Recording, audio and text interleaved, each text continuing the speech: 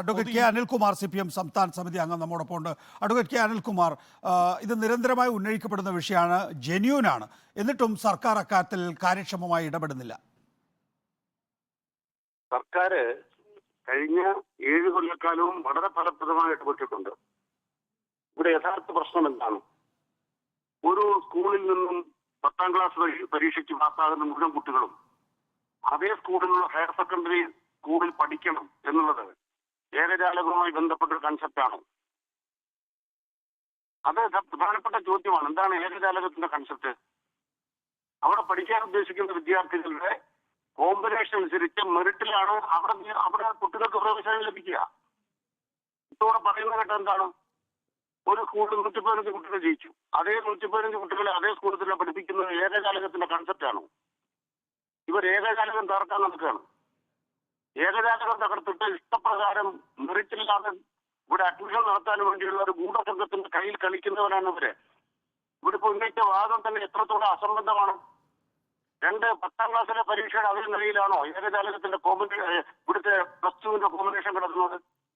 ആ കോമ്പിനേഷനിൽ ഇഷ്ടപ്പെട്ട വിദ്യാർത്ഥി ഇഷ്ടപ്പെട്ടത് പഠിക്കുമ്പോൾ, പണ്ട് നമ്മളൊക്കെ പഠിക്കുന്ന കാലത്ത് എവിടെയാണ് പ്രീ ഡിഗ്രിക്ക് പഠിച്ചിരുന്നത്?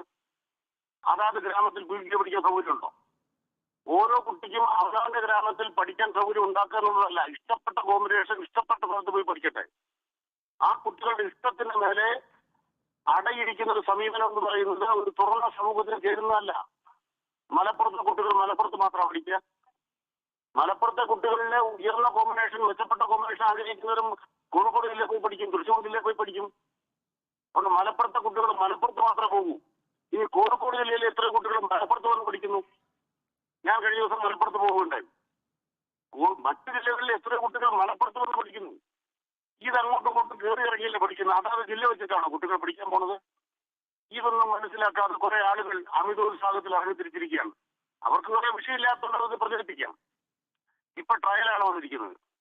ട്രയൽ വരുമ്പോൾ നമുക്കറിയാൻ കഴിയുന്ന ഇപ്പോൾ ട്രയലിൽ കണ്ടിട്ടുള്ള പല സ്ഥലത്തും ഓപ്ഷൻ വരുമല്ലോ. മാറുന്ന കഴിയുമ്പോൾ ആദ്യം തന്നെ അത് സ്വീകരിക്കുന്ന കുട്ടികൾ കഴിഞ്ഞാൽ മിക്ക എത്രയോ ഓപ്ഷൻസ് ഉണ്ട്. അത് കുട്ടികൾക്ക് അവസരമല്ലേ? അതിന്റെ ഒരു ഘട്ടത്തിനകത്ത് പിന്തള്ളപ്പെട്ടു പോകുന്നവരെ അതാത് സ്ഥലത്ത് ആവശ്യമുള്ളതിൽ ഉൾക്കൊള്ളിക്കാൻ ബദൽ സംവിധാനം ഉണ്ടാക്കും. ഇത് തുടങ്ങുന്ന മുമ്പ് തന്നെ കോലാഹലം ഉണ്ടാക്കുക എന്ന് പറയുന്നത് യഥാർത്ഥത്തിൽ ഈ സംവിധാനത്തെ തകർക്കാനാണ്. ഇന്ന് ഏറ്റവും മര്യാദയ്ക്ക് പ്രവർത്തിക്കുന്നതാണ്. പ്രശ്നം എന്താണ്? നിങ്ങൾ അധ്യാപക നിയമനവുമായി ബന്ധപ്പെട്ട ചില താല്പര്യങ്ങൾ കളിക്കുന്നുണ്ടതില് ഒരു സ്ഥലത്ത് കുട്ടികൾ കിട്ടുന്നാൽ അവിടെയുള്ള അധ്യാപകർക്ക് സംരക്ഷണമോ അല്ലെങ്കിൽ പുതിയ നിയമനമോ ഏതെങ്കിലും ഒന്നും ഉണ്ടാവും.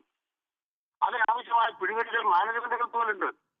ഇതിലൊന്നും പങ്കാളിയാകാൻ സർക്കാരിനാവില്ല. സർക്കാരിനാകെ കുട്ടികളുടെ താല്പര്യം നോക്കേണ്ടതുള്ളൂ. കുട്ടികളുടെ താല്പര്യം എന്താ ഉയർത്തിപ്പിടിക്കും. ഇതാണ് സർക്കാർ നയം. അനുസരിച്ചാണ് സർക്കാർ പ്രവർത്തിക്കുന്നത്.